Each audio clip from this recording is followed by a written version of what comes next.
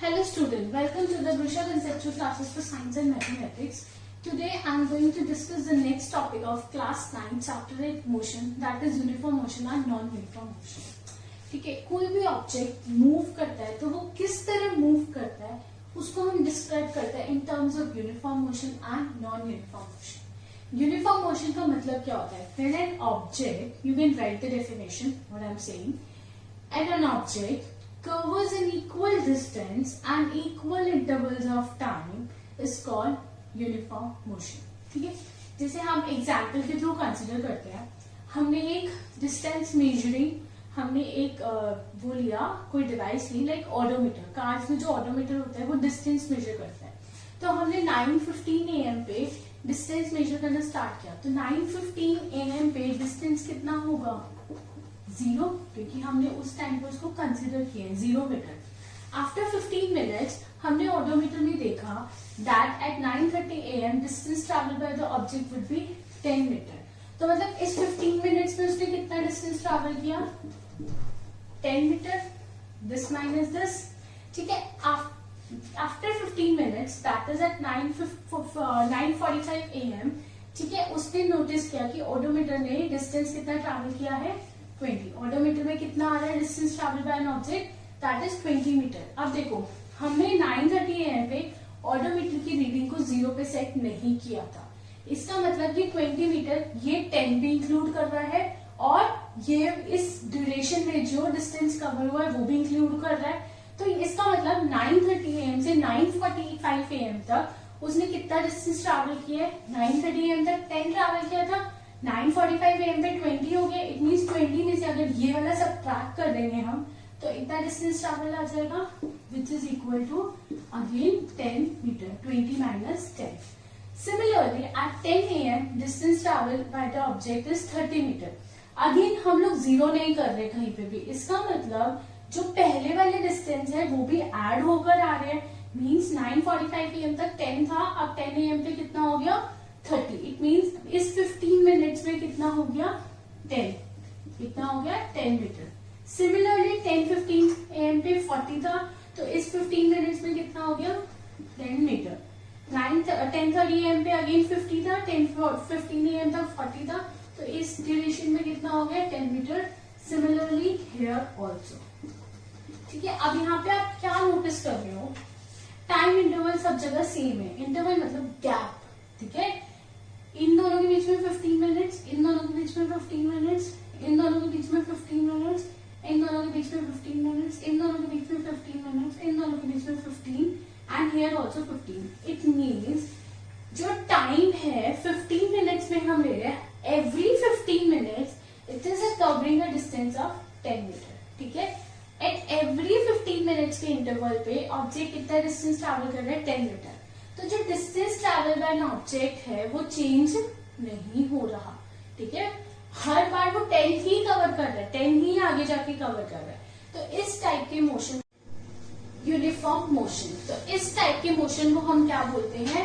Uniform motion. When an object covers an equal distance in same interval of time is known as uniform motion. हमें जो time interval है वो भी same लेना पड़ेगा. अगर मैं यहाँ पे 15 मिनट्स कर रही हूँ लेकिन यहाँ पे 9:45 की जगह ना अगर मैं यहाँ पे 10 AM पे डिस्टेंस को मेजर कर रही हूँ कितना हुआ है, तो टाइम इंटरवल कितना हो जाएगा? 30. बट यहाँ पे कितना था? 15. तो उस केस में मैं इसको यूनिफॉर्म या नॉन यूनिफॉर्म नहीं बोल सकती, क्योंकि मुझे सबका टाइम इंटरवल क्या चाहिए? सेम चाहिए. ठीक है, तभी मैं उसको कंपेयर कर पाऊंगी. लाइक अभी 15 मिनट्स में से 10 मीटर किया है, अगर मैं बोलती यहाँ पे 15 मिनट्स में 10 मीटर किया है, नेक्स्ट 30 मिनट्स में उसने डिस्टेंस ट्रैवल किया 35 मीटर. ठीक है, नेक्स्ट 45 मिनट्स में किया है उसने 40 मीटर. तो मैं यहाँ पे नहीं कैलकुलेट कर सकती क्योंकि मुझे इंटरवल क्या लेना पड़ेगा? सेम लेना पड़ेगा. यहाँ पे वो 5 मीटर डिस्टेंस कवर कर रहा है 5 मिनट्स में, और यहाँ पे 25 मीटर डिस्टेंस ट्रैवल कर रहा है 15 मिनट्स में. ठीक है, तो इस टाइप के मोशन में मैं नहीं बता पाऊंगी कि equal distance and equal intervals of time cover कर रहा है या नहीं कर रहा है. तो मुझे हमेशा यूनिफॉर्म मोशन या नॉन यूनिफॉर्म मोशन बताने के लिए मुझे टाइम इंटरवल क्या लेना पड़ेगा, सेम लेना पड़ेगा, तभी मैं किसी ऑब्जेक्ट का मोशन कंपेयर कर सकती हूँ. ठीक है. Now come to this row that 9:15 AM पे कितना था, 0 मीटर. ठीक है. 9:30 AM पे कितना हुआ, 12.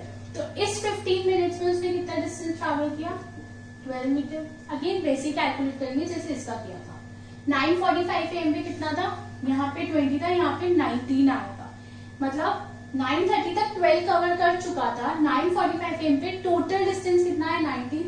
तो इस 15 मिनट्स में कितना आया उसका, टेल मी, 7 मीटर. उसने कितना डिस्टेंस ट्रैवल किया, 7 मीटर.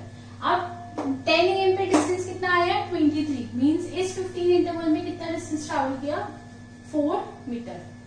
10:15 AM पे कितना आया, 35. तो इस पे कितना आया,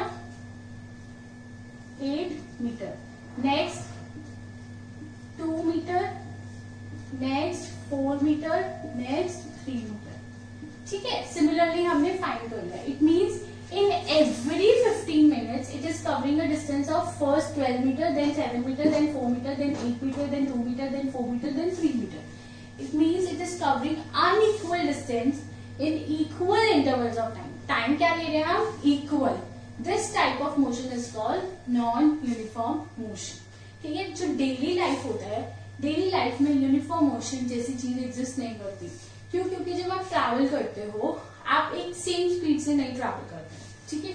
जैसे कभी हम कार की स्पीड ज्यादा होती है, कभी कार की स्पीड कम होती है. तो इसीलिए ये टाइप की सिचुएशन आनी बहुत मुश्किल है. जनरली कब आती है, जब आप सेम स्पीड से आप मूव कर रहे हो. ठीक है. आप जब ट्रैवल करते हो, आप रुक भी जाते हो, तो उस टाइम पे स्पीड 0 भी हो जाती है.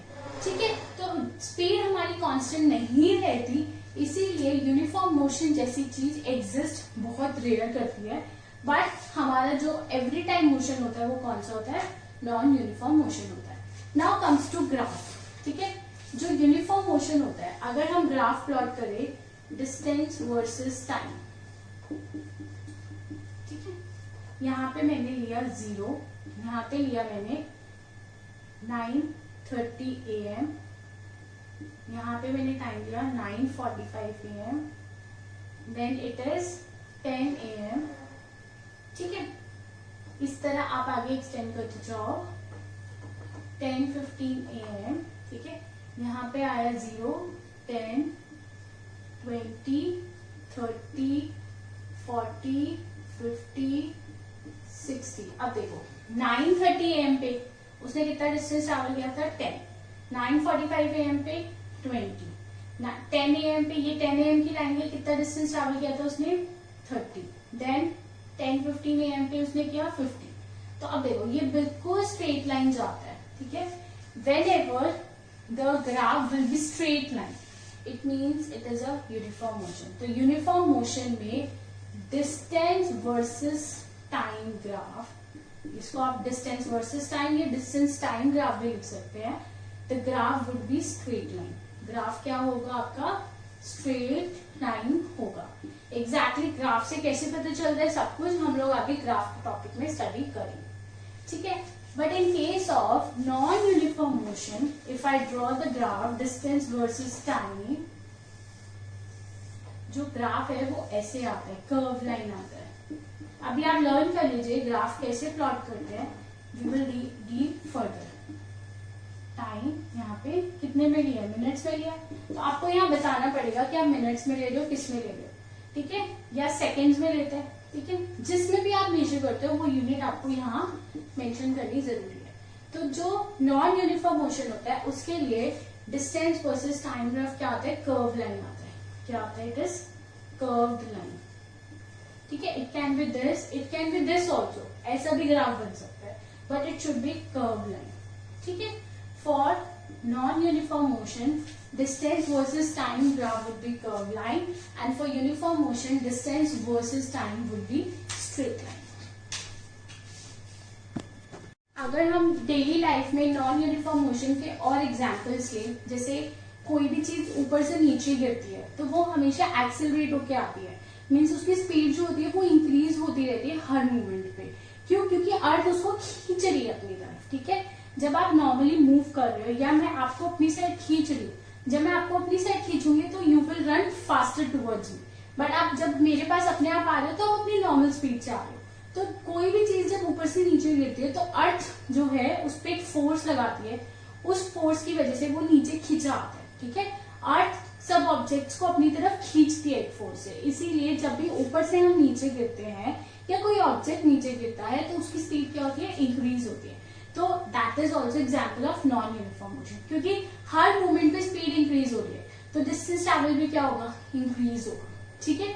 नेक्स्ट एग्जाम्पल, जैसे रेलवे स्टेशन से ट्रेन स्टार्ट हुई है, पहले क्या होती है, ट्रेन की स्पीड बहुत कम होती है, फिर ज्यादा होती है, फिर एकदम से बहुत ज्यादा हो जाती है, तो it is an example of non uniform motion, क्योंकि जब स्पीड बहुत कम होती है it will travel smaller distance, जब स्पीड थोड़ी ज्यादा हो जाएगी it will travel more distance, जब स्पीड और ज्यादा हो जाएगी तो it will travel more and more distance. तो जो नॉन यूनिफॉर्म मोशन है इसका आप एग्जाम्पल भी लिख सकते हैं।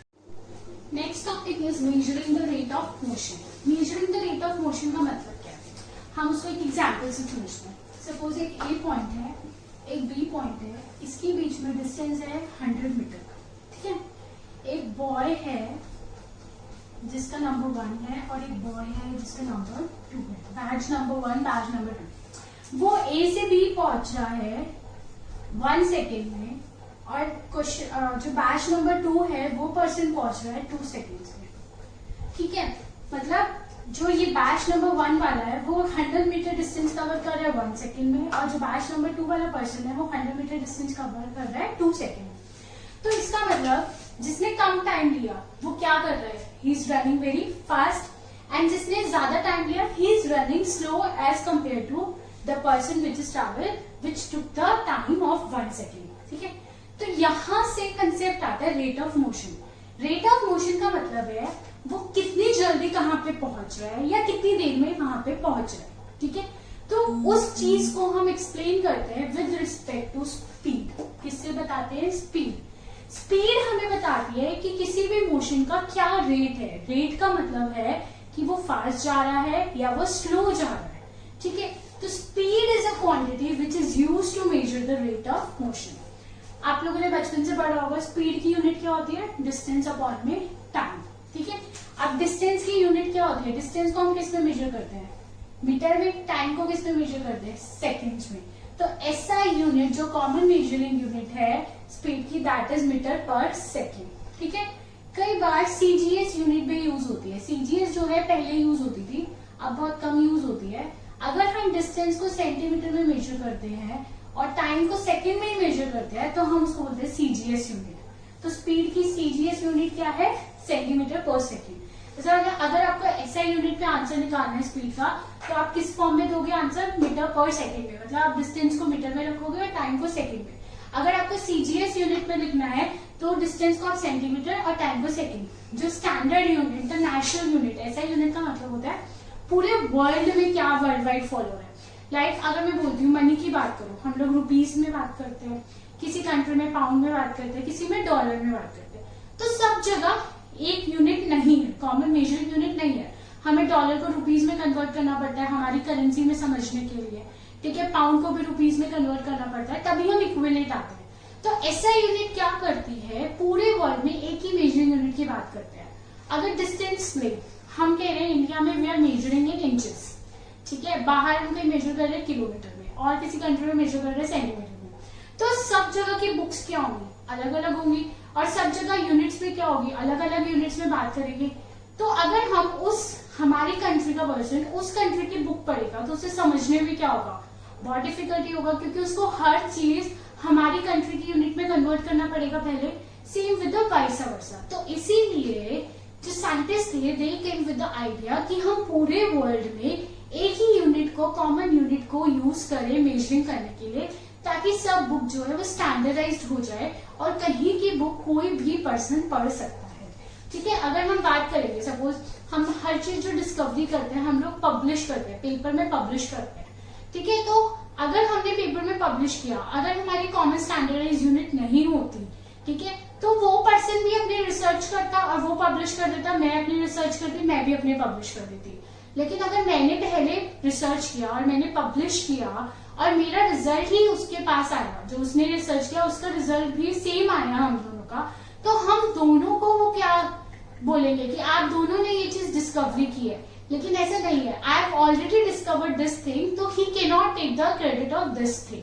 ठीक है, तो इसीलिए सर्च करने में इजी हो, स्टैंडर्ड यूनिट होगी तो हमें सर्च करने में क्या होगा, इजी होगा, क्योंकि हमें पता रहेगा कि पूरे वर्ल्ड वाइड में एक ही चीज, एक ही नाम फॉलो होता है। इसीलिए एसआई यूनिट कंसेप्ट वहां से आया।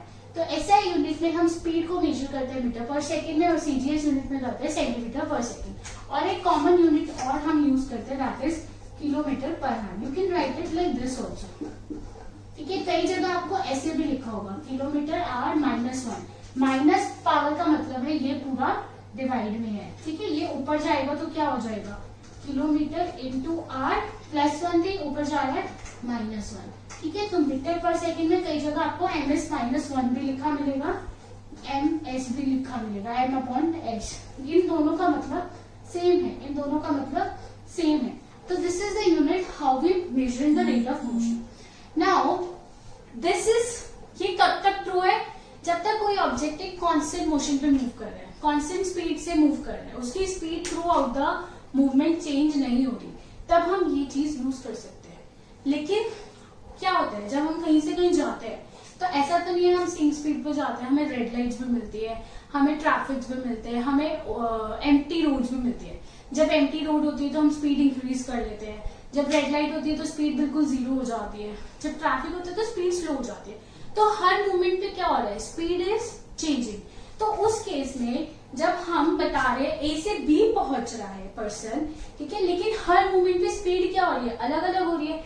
तो ए से बी पहुंचने में क्या हम हर इंस्टेंट का मूवमेंट बताएंगे, हर इंस्टेंट की स्पीड बताएंगे कि इस टाइम पे इतनी स्पीड थी, इस टाइम पे इतनी स्पीड थी, इस टाइम पे इतनी स्पीड थी। तो this situation will become complicate, हमें एक्सप्लेन करना बहुत डिफिकल्ट हो जाएगा। तो वहां से हमारे पास एक आइडिया निकला कि क्यों ना हम एवरेज स्पीड निकालें। एवरेज स्पीड मतलब कि हमारी जो स्पीड है वो इतनी एक x किलोमीटर पर आवर के आसपास ही थी। सपोज एक बार 90 किलोमीटर पर आवर हो गई, एक बार 0 किलोमीटर पर आवर हो गई, एक बार 45 किलोमीटर पर आवर हो गई। ठीक है, तो हम क्या करेंगे, उसका एवरेज स्पीड निकालेंगे कि थ्रू आउट हमारी कितनी स्पीड रही, मेंटेन कितनी रही।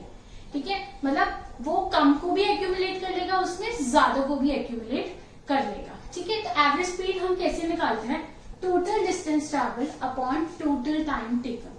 जितना टोटल डिस्टेंस हमने मूव किया है और उस डिस्टेंस मूव करने को जितना टाइम हमने लिया उसको उससे डिवाइड कर देंगे, तो दिस इज एवरेज स्पीड। तो जो स्पीड है वो हमें मूवमेंट की बात बताता है, एवरेज स्पीड हमें थ्रू आउट जर्नी की बात बताता है।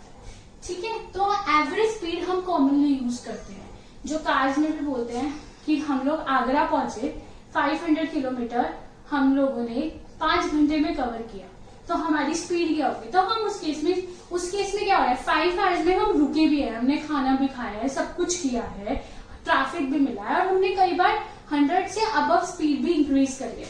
तो उस केस में एवरेज स्पीड हमारी कैसे निकलेगी, average speed is equal to 500 kilometre in 5 hours. उसमें कितना आ गया, 100 किलोमीटर पर आवर। लेकिन मैंने कहा कभी मेरी 0 भी हुई है, कभी मेरी 200 भी गई है, तो और कभी मेरी 50 भी गई है।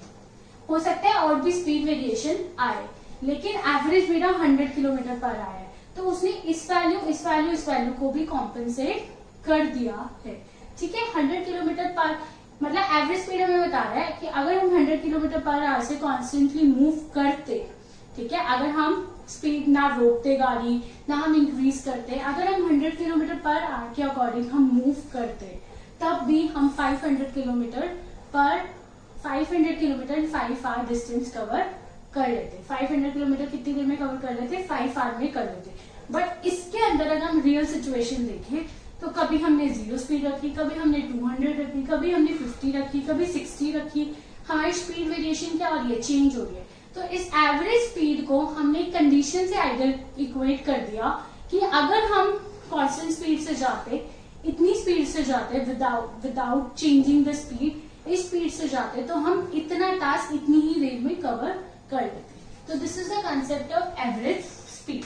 तो एवरेज स्पीड का फॉर्मूला क्या होता है, टोटल डिस्टेंस ट्रैवल अपॉन में टोटल टाइम टेकन।